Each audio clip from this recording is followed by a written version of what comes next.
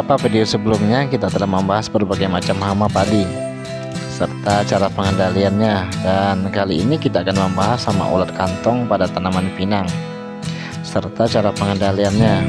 Untuk itu silakan simak video ini sampai habis agar tidak gagal paham.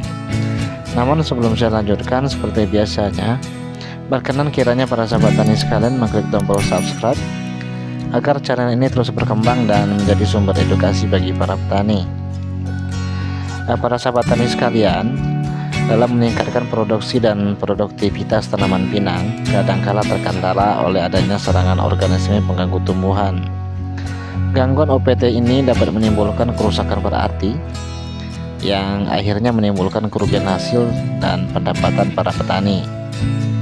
Dan salah satu faktor yang mempengaruhi penurunan produksi dan produktivitas serta mutu tanaman pinang ini yaitu dengan adanya serangan OPT, yaitu hama ulat kantong. Ulat kantong ini adalah salah satu musuh yang sangat ditakuti dalam budidaya tanaman perkebunan, karena serangan ulat kantong ini menyebabkan daun tidak utuh, rusak, dan berlubang-lubang.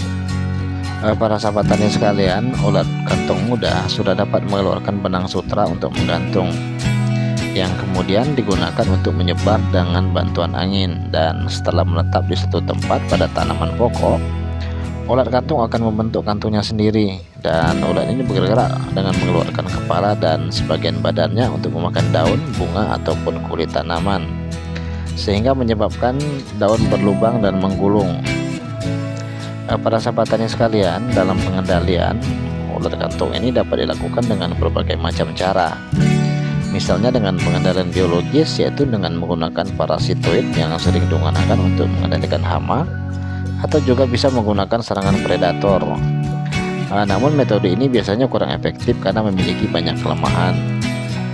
Pengendalian juga dapat dilakukan dengan cara mekanis, yaitu dengan usaha menghilangkan secara langsung hama serangga yang menyerang. Pengendalian mekanis ini biasanya bersifat manual, yaitu dengan cara melakukan pemangkasan pelepah-pelepah yang telah terserang oleh larva ulat, atau mengambil larva yang sedang menyerang dengan cara manual. Namun kadangkala metode ini efektivitasnya juga rendah apabila telah menyerang semua pelepah pada bagian tanaman.